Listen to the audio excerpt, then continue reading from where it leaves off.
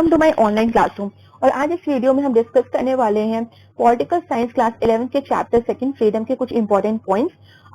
इससे पहले भी जो मेरी वीडियोस है उसमें मैंने बाकी जो इतने भी इंपॉर्टेंट टॉपिक्स थे उनको एक्सप्लेन कर दिया। अगर आपने वो वीडियोस नहीं देखी है तो प्लीज देख लीजिएगा। और साथ ही अगर आप इस चैनल पे न्यू है तो प्लीज इस वीडियो को लाइक करिए, शेयर करिए और साथ ही इस चैनल को सब्सक्राइब करिए।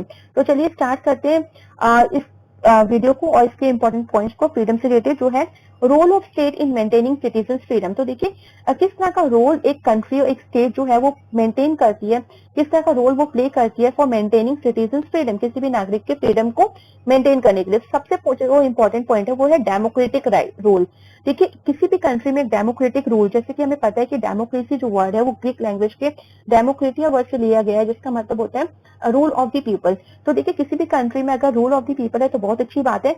और इसके जब लोगों कोई पूरी स्वतंत्रता है कि वो अपने जिस तरह का सेल्फ रूल वो चाहते हैं उस तरह का चुने, वहां के जो रिप्रेजेंटेटिव्स हैं उनको वो चुने इलेक्शन के थ्रू।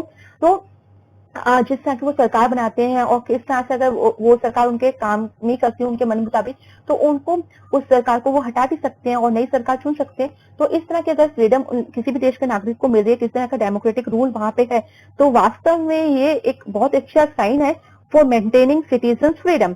इसके साथ ही देखिए मूव करते हैं नेक्स्ट हेडिंग पे, ये है फंडामेंटल राइट्स। देखिए इस मेन हेडिंग की सब सारी सब हेडिंग्स और इसके अंदर जो भी मैं इंपॉर्टेंट लाइंस आपको बता रही हूँ, एक्सप्लेन कर रही हूँ, वही आपको अपने एग्जाम में आपको लिखनी है। और साथ ही मार्क्स के अकॉर्डिंग, सपोज करिए 5 मार्क्स का है तो आप कोई भी 5 हेडिंग्स ले लीजिएगा और उसके अंदर जो भी एक्सप्लेनेशन पार्ट है कि किस तरह से आपको लिखना है, जो भी मैं आपको समझा रही हूँ वो आप अच्छे से समझ लीजिए और उन्हीं को आप लिख लीजिएगा, या तो अपने अकॉर्डिंग भी आप कुछ लाइन इंक्रीज कर सकते हैं।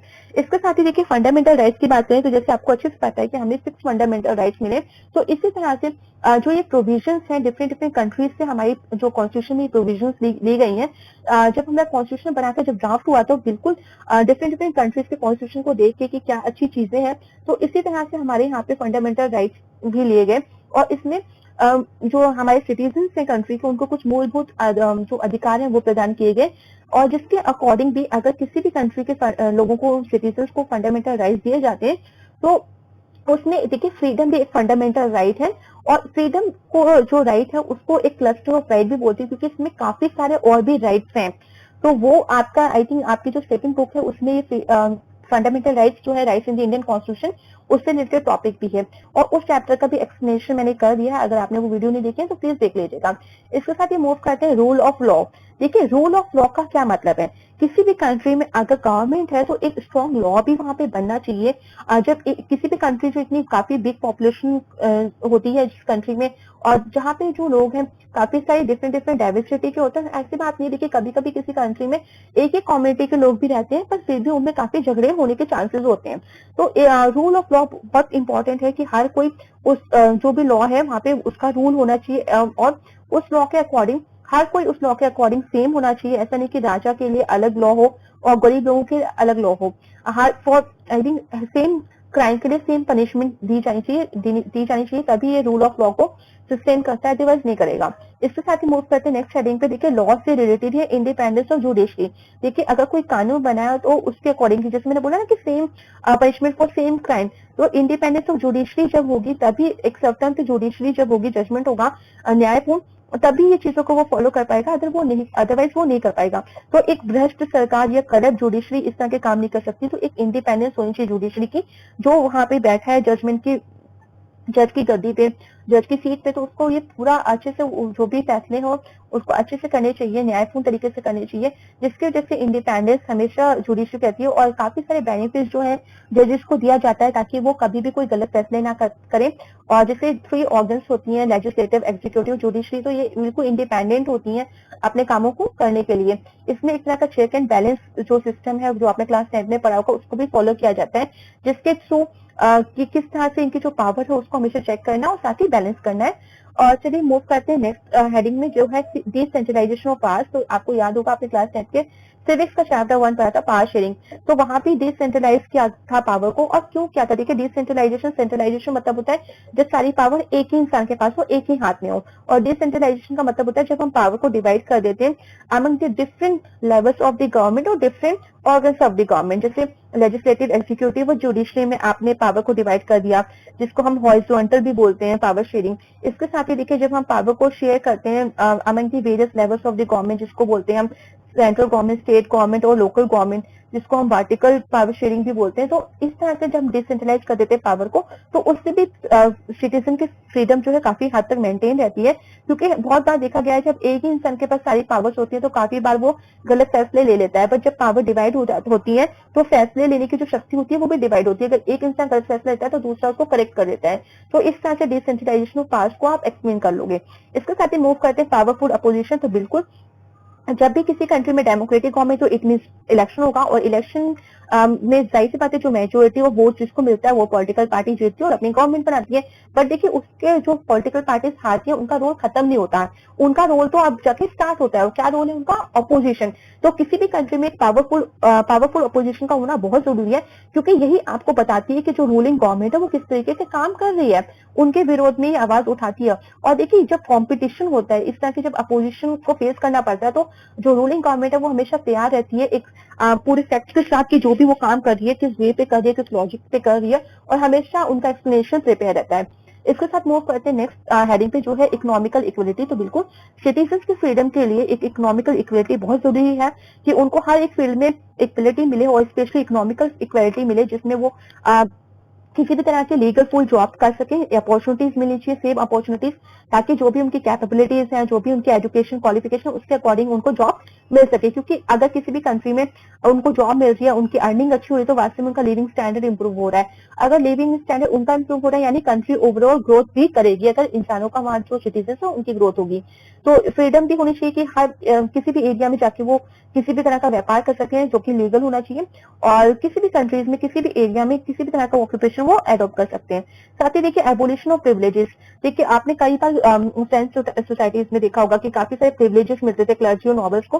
तो इस तरह के प्रिविलेजेस जो है, अगर हमारी कंट्री में इस तरह की कंट्रीज में अगर जहाँ पे डेमोक्रेसी फॉलो होती है, तो अगर प्रिविलेजेस स्पेशल राइट्स को हटा दिया जाए, यानी इट मीन्स कि सब लोग एक समान है, एक समान ही उनको टैक्स देना है, हर चीज एक समान ही करनी है, जो भी प्रॉब्लम्स है। तो इस तरह क्या होगा कि स्पेशल राइट्स जब किसी के पास नहीं होंगे तो वास्तव में ये मेंटेन करेगा इक्वालिटी को, और इससे भी लोगों को जो सिटीजन है उनकी फ्रीडम भी काफी हद तक मेंटेन हो जाएगी। इसके साथ ही मूव करते हैं नेक्स्ट हेडिंग में जो कि है विजिलेंट सिटीजन। देखिए किसी भी कंट्री के सिटीजन को विजिलेंट होना चाहिए, जो भी काम जो सरकार कर रही है, इवन आपको अपने राइट्स के लिए, इवन अपनी ड्यूटीज के लिए भी विजिलेंट होना चाहिए। तो अगर एक जो सिटीजन है वो विजिलेंट होंगे, सतर्क होंगे, अच्छे जागरूक नागरिक होंगे, तो वास्तव में बहुत ही इजी हो जाएगा उनके लिए और सरकार के लिए टू मेंटेन सिटीजन फ्रीडम। इसके साथ ही देखिए क्योंकि वो अपनी फंडामेंटल राइट्स को जब पढ़ लिख जाएंगे तो बिल्कुल भी फंडामेंटल राइट्स को जानेंगे और डिमांड भी करेंगे, और वो हमेशा चाहेंगे कि कोई भी गवर्नमेंट उन पे कोई प्रतिबंध ना लगाए, उन पे कोई कॉन्स्टेंस ना लगाए, और वो इन फंडामेंटल राइट्स को हमेशा यूज करते रहे, एंजॉय करते रहे। साथ ही देखिए लास्ट आ रहा है फ्री मीडिया। बिल्कुल फ्री मीडिया बहुत ही जरूरी है किसी भी कंट्री के लिए, क्योंकि हमने काफी सारे नॉन डेमोक्रेटिक कंट्रीज में देखा है कि जो मीडिया होती है वो फ्री नहीं होती, उन पर सेंसरशिप लगा दी जाती है, प्रतिबंध लगाए जाते हैं, जिसके थ्रू वो अपने जो भी विचार हैं, जो भी गवर्नमेंट के अगेंस्ट कुछ बोल नहीं पाते। बट डेमोक्रेटिक कंट्रीज में काफी बार देखा गया कि वहां पे फ्री मीडिया होती है, जो भी मीडिया का मन होता है। बट देखिए फुल प्रूफ के साथ मीडिया भी बोलती है, और जो भी पेपर्स में प्रिंट होता है बिल्कुल पूरा अधिकार होता है उनको किसी भी गवर्नमेंट, किसी भी इंसान को क्रिटिसाइज करने का, अगर वो किसी भी तरह के गलत काम कर रही है। तो आई थिंक ये सारे पॉइंट्स आपको क्लियर हो गए होंगे। तो अगर ये सारे पॉइंट्स अच्छे से हो जाते हैं, और यही सारे पॉइंट्स है जो आपको लिखने हैं, रोल ऑफ स्टेट, कि किस तरह का रोल प्ले करता है कोई भी state for maintaining citizen freedom. इसके साथ ही मूव करते हैं नेक्स्ट हेडिंग पे जो कि फ्रीडम ऑफ एक्सप्रेशन। और देखिए फ्रीडम ऑफ एक्सप्रेशन की बात करूं तो बिल्कुल हर किसी को पूरा अधिकार होता है कि अपने व्यूज को एक्सप्रेस कर सके बिना किसी भेदभाव के। इसी के एग्जाम्पल के थ्रू अगर मैं देखूं तो आपके चैप्टर में एग्जाम्पल दिया है दीपा मेहता का, जो कि एक फिल्म मेकर थी और उन्हें वाराणसी में गई थी एक फिल्म बनाने विडोज की कंडीशन पे, कि विधवाओं की क्या कंडीशन है वहां पे। बट वहां पे उनका काफी विरोध हुआ, उनको वो फिल्म बनाने नहीं दी गई, क्योंकि उन्हें लगा कि ये शायद जो फिल्म अगर बन जाएगी तो फॉरेन के लोग सोचेंगे किस तरह का व्यवहार हम यहाँ की विधवाओं के साथ करते हैं। तो ये सारी प्रॉब्लम की वजह से ये फिल्म नहीं बन पाई, बट कहीं और इस फिल्म को बनाया गया, वाराणसी में ये फिल्म नहीं बन पाई। इसके साथ देखिए जो रामायण बुक थी जो ऑब्रे मैनन ने लिखी, मतलब इसको रीटोल्ड दोबारा लिखा गया। उसके साथ ही देखिए सैटेनिक वर्सेस जो सलमान रुश्दी के थे, उनको ये जो बुक थी कई सारी सोसाइटी के कई सारे लोगों ने इसको प्रोटेस्ट किया कि इसको बैन कर दिया जाए, इनको मना कर दिया जाए, ये बुक्स छपे ना और ना ही लोग इससे पढ़े। साथ ही देखिए एक फिल्म थी the last temptation of Christ and me Nathuram बोलते, तो इन तरह की फिल्मों और प्लेस को भी प्रोटेस्ट के थ्रू बैन कर दिया गया। तो देखिए बैनिंग जो होती है कि किस तरह से, देखिए क्योंकि एक तरफ हम बोलते हैं फ्रीडम ऑफ एक्सप्रेशन है, और जब कोई इंसान अपने फिल्म के थ्रू अपने राइटिंग के थ्रू कुछ एक्सप्रेस करता है तो आप उसको बैन कर देते हो, तो ये कहाँ का फ्रीडम ऑफ एक्सप्रेशन रहा, कहाँ का ये फ्रीडम ऑफ एक्सप्रेशन बचा। तो देखिए बैनिंग जो इस तरह का करते हैं वो एक इजी सोल्यूशन है, शॉर्ट टर्म के लिए तो ये काम करेगा, बट ये लॉन्ग टर्म के लिए काम नहीं करने वाला है, क्योंकि देखिए सोसाइटी चेंज होती है, और जब भी सोसाइटी में चेंज होगा तो बिल्कुल ये सब चीजें शायद आगे चल के ना रहे। और देखिए अगर आप बैन करते गए तो आपकी आदत बन जाएगी हर चीज को बैन करने की, और जो क्या होगा ये अगर ये आदत बनती गई बैन करने की, तो इंसान की जो फ्रीडम है, जैसे एक्सप्रेशन, फ्रीडम ऑफ एक्सप्रेशन, वो यहाँ पे यूटिलाइज नहीं कर पा रहे। ऐसा होगा धीरे धीरे कि वो और भी फ्रीडम को यूटिलाइज नहीं कर पाएंगे, ना ही इंजॉय कर पाएंगे।